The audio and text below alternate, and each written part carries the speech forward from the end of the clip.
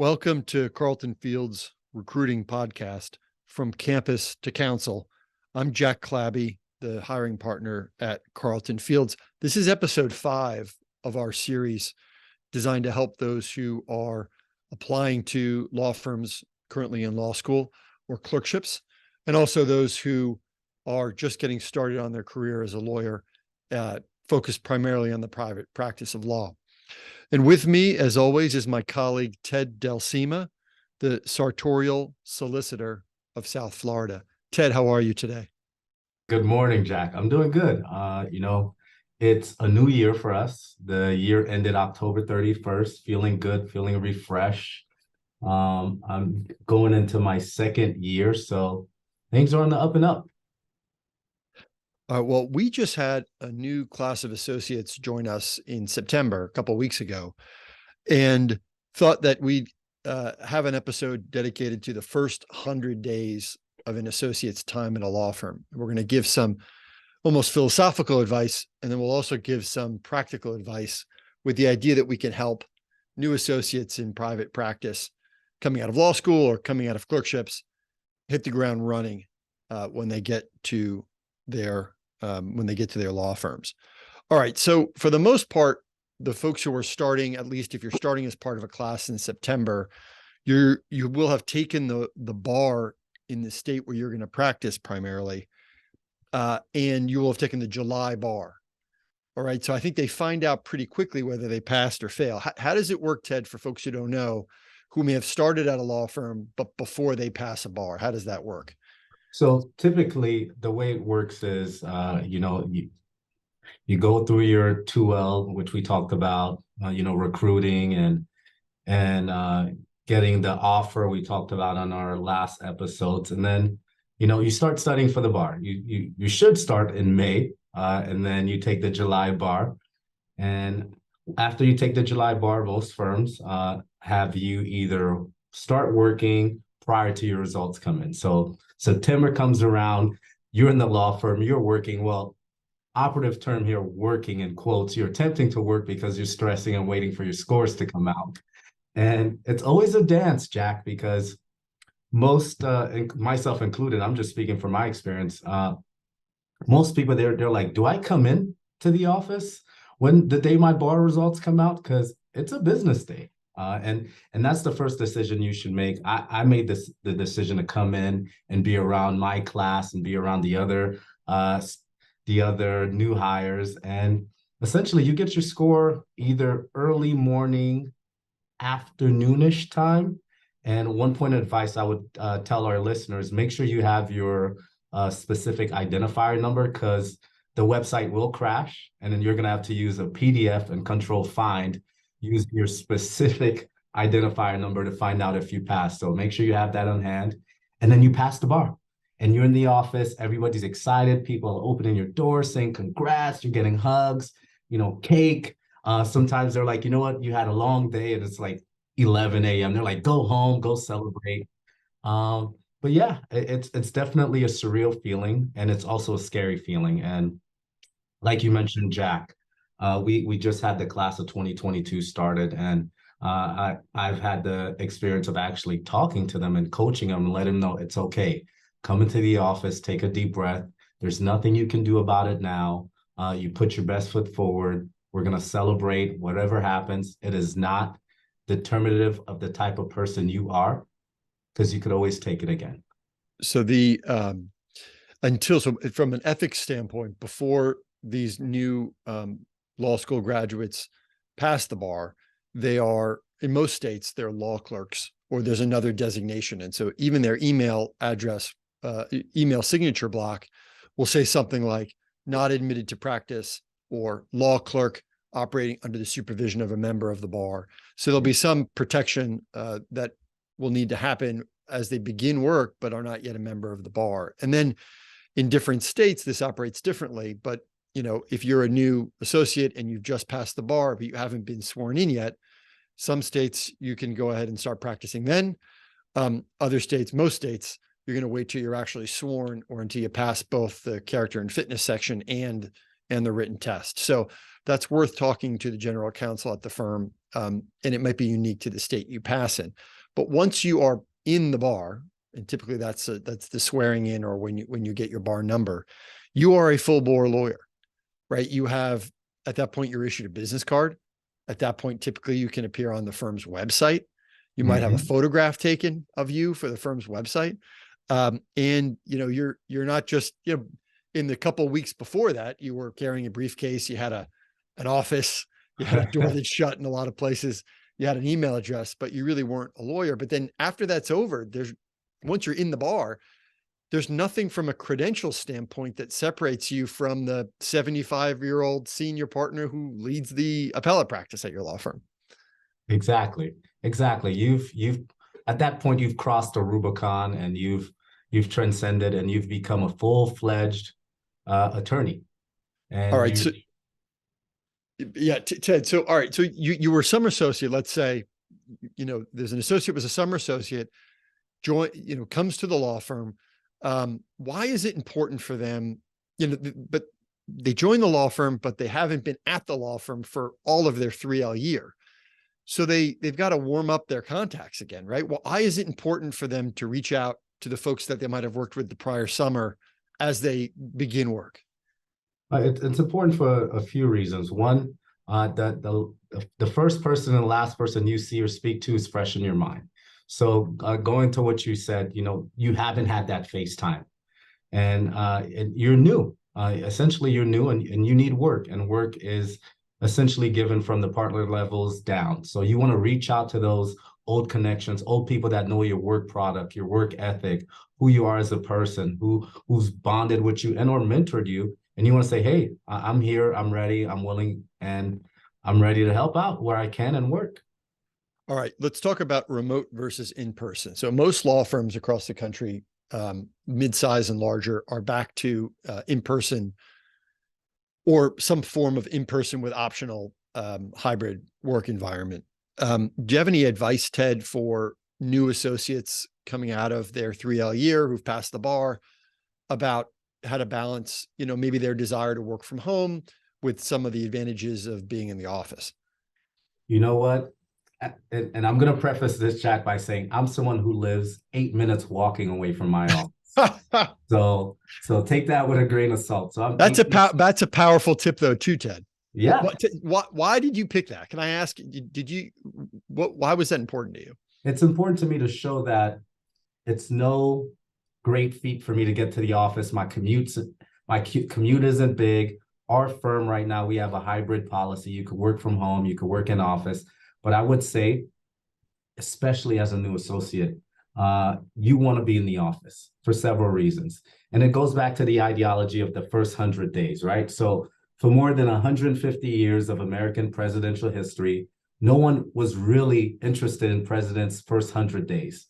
Now, if we look at Franklin D. Roosevelt in 1932, during the time of the Great Depression, that's when the first 100 days that I guess that tradition became important, because in his first 100 days, Jack, he passed 76 new laws.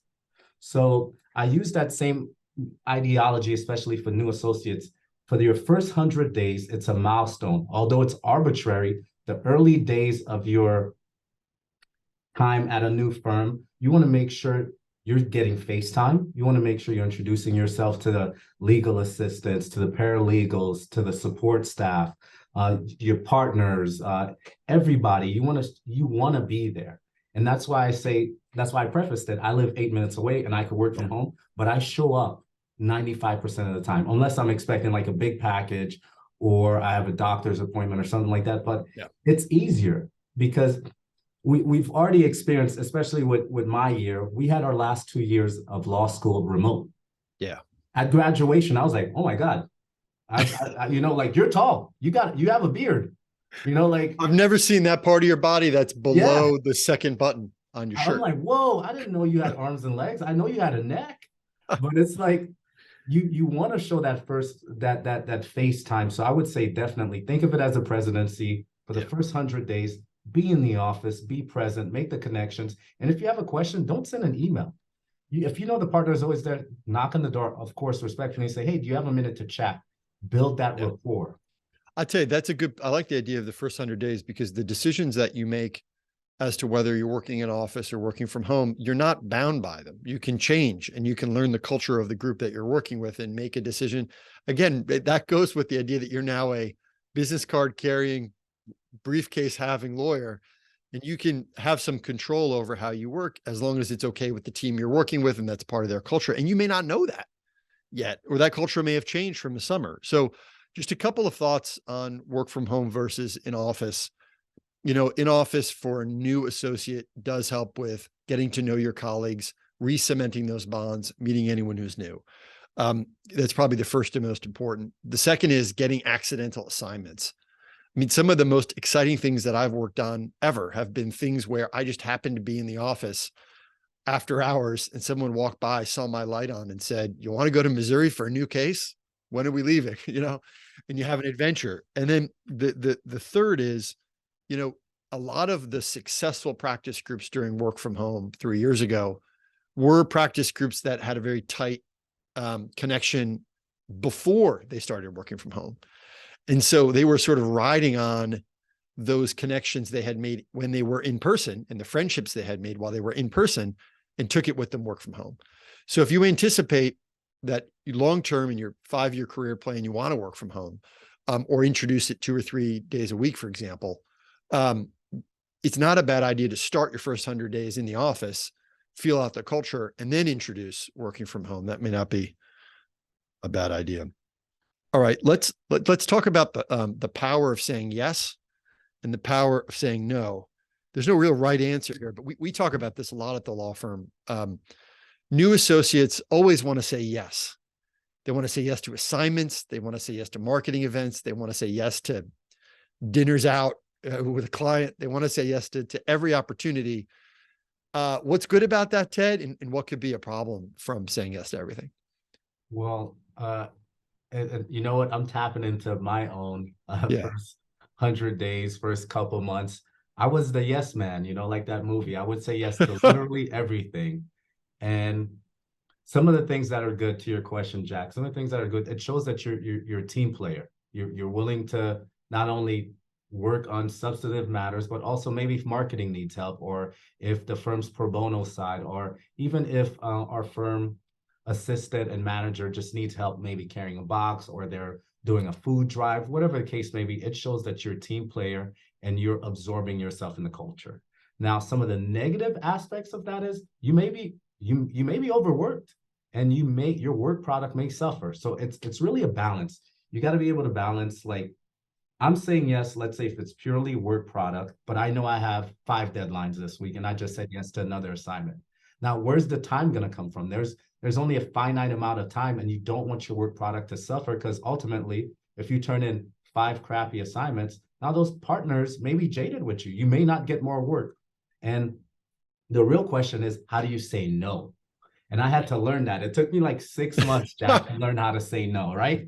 You would think something as rudimentary as saying no. It took me 6 months, and I spoke to my mentors, which were both partners and associates. I'm like, hey, I did great work for this partner, and they keep giving me assignments, but I'm on a big project and we're going into trial next week. How do I politely kind of turn them down? And the trick is really, you have to take a step back and you have to communicate with that person. And of course, you want to know their style, whether they like to be communicated in person or via email or phone call. And you just politely say, hey, I'd love to help on this project. At this time, I actually have a trial. I have this case going into trial next week. What is your time frame for the project? How long do I have to turn this around? If I'm able to turn around in 2 to 3 weeks, I'll be more than happy to take it. So you kind of shift the onus a little bit on them. You let them know, listen, I'm open, I'm willing to help. It's just at this time, we're going to trial. The house is on fire. Yeah. And but that's true too. With anything, even a client, assignment, if you have competing obligations that under your professional judgment you need to attend to, it's almost better to say no than it is to say yes and do a bad job or miss a deadline. And so if the deadline's not flexible, another technique that we've seen folks use, which is really effective, is I can't help you, but here's someone else who can, right? So that's an advanced technique, because it really does require you to know who your colleagues are and who has some daylight. And then, you don't want to throw them on a project and make it their problem. You want to check with them first and say, if it's me and I can't respond to something, I find a colleague first and say, hey, there's a new assignment. I can't do it because of XYZ, but how are you looking? Do you have some daylight? It was happened to me yesterday. One of our partners has a new matter coming in and has some immediate work travel, and called me up and said, I've got this work travel, but this client is going to probably have a need on a new matter. And I confirmed, yes, I'm open for the next 48 hours easily. If an emergency comes in, I'll keep it warm and get them immediate responses. So it should never be a no, I can't do it.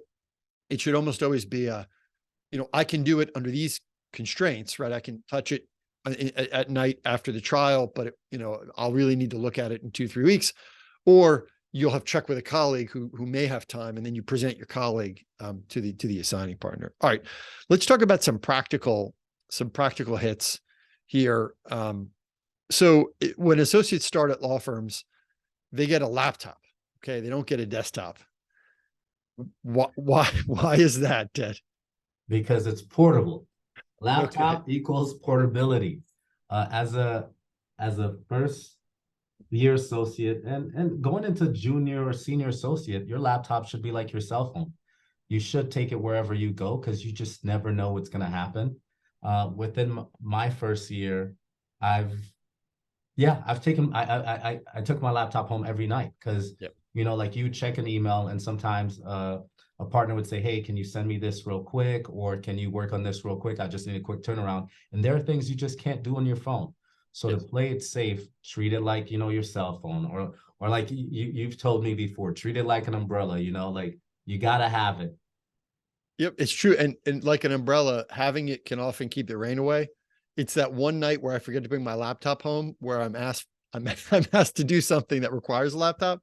And then you're like, oh no, right? If I just brought it home, it would have taken 5 minutes and I could have provided some excellent client service. And instead you're making that call between driving back to the office or not. So yeah, we do it for a reason. And at the same time, the other end of the laptop is, we get a lot of associates who are used to taking notes from law school on laptops, who bring laptops to every meeting that happens at a law firm, including client meetings.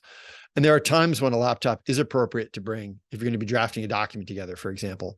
But there are other times when having a laptop is just not part of the culture. So if you're doing an intake interview with a fact witness, for example, or you don't want to have your laptop out, you want to be really focused on what that witness is saying. You want to have maybe a tablet, or you want to have plain old note paper and a pen. I could do an hour on that. I'm not going to do it now. There's a lot of good data that note taking is better when done in writing than there is when it's done typing on a laptop. All right. So you get a new associate attends a meeting. What are some tips for that they can do to make that meeting more successful, to make themselves more indispensable? So as a new associate who's attending a meeting, the first thing you want to do is you want to check if let's take a step back. If the meeting is in person, the first thing you want to do is check with the LAA, check with the office support. Has a room or a conference been booked? How long is the meeting? If the meeting is around lunchtime, maybe we consider providing lunch. These little things make you indispensable, because you're thinking of the bigger picture and you're thinking of optics. Yep. So first, you see where the meeting is set. If it's on Zoom, I don't want to say it. Some partners are technologically adverse. You want to make sure it's set up and ready to go. You want to be prepared. And like you mentioned, right? If it's a fact witness or an intake, maybe the laptop isn't what you want to use. Maybe you want to see more, you want to be more attentive, you want to be more focused. So you're using a pen and a pad, and you want to ask questions. And then the most important thing too is follow up after that meeting. Follow up with the partner, say, hey, these are my notes, these are my takeaways. What would you like me to work on next? Or I noticed the client wanted us to start drafting a complaint. Can I take the first crack at it? I love it. Just listening, listening and adapting and making your partner's life easy. Yep. That's it. That's it, Ted. It's not having to wait to be asked for a detail. It's just getting ahead of it. And because the more you do that, even on things like setting the table for a meeting, as to, realizing that it's noon and it might be nice to have an LIA grab lunch for everybody. the more you do that, then suddenly you find yourself with substantive responsibilities, because someone who can be trusted to help prepare a meeting is someone who can be trusted to observe a deadline for when a response to a complaint is due. I always like to think of every meeting has three parts. The meeting itself, but before the meeting, someone needs to write an agenda for why we're having this meeting and what we hope to accomplish. And then after the meeting, someone needs to write down what are the action items coming out of this meeting and who's going to do them and when are they going to do them by. And it's not presumptuous for an associate, even a brand new associate, to say, hey, I saw there wasn't an agenda for this meeting. I threw together a couple of bullet points for you to consider using for an agenda, and then providing that to the senior associate or the partner. Similarly, at the end of the meeting, the associate can say, hey, I took good notes. Later this afternoon, I'll send around an email with some draft action items, tentative assignments, and some due dates. The great part about doing the action items, I still like to do action items, is that then I get to assign stuff to the people who I think are best to do it, and put some thought into when it should be due to cascade the responsibilities for work and project planning. So if you're an associate and you want to be a part of this team, attending to the agenda and then attending to the action items is a really valuable service. And you'd be surprised, you do it twice and suddenly you're the go-to person on that case for all time. So one thing I just want to say, and we'll wrap, is this is all part of becoming indispensable, which is a concept that Ted and I have talked about on earlier podcasts in this series. But the idea too is to take assignments off the plate of other people, right? A lot of the people you're going to work with, senior associates, partners, support staff, they all have a lot to do. And the more you can take off their plate to do yourself, the more you're going to start to become indispensable to the team and enjoy what you're doing, because you're doing meaningful organizing work. And then as you start to work more and more with clients, you realize that a lot of what you're doing in answering their hard questions is the same thing. It's taking work off their plate to free them up to do more value add for them and their internal clients at the organizations for which they work. You're taking either the really hard stuff they don't have time to focus on, or the really mundane stuff that you're just clearing off their plate, but you're taking things off their backs and putting it on yours. All right. So thanks everybody for joining us for the 5th episode of the Carlton Fields Recruiting Podcast, From Campus to Counsel. And thank you, as always, to Ted Delsima for joining me in putting this together. Thanks, everybody.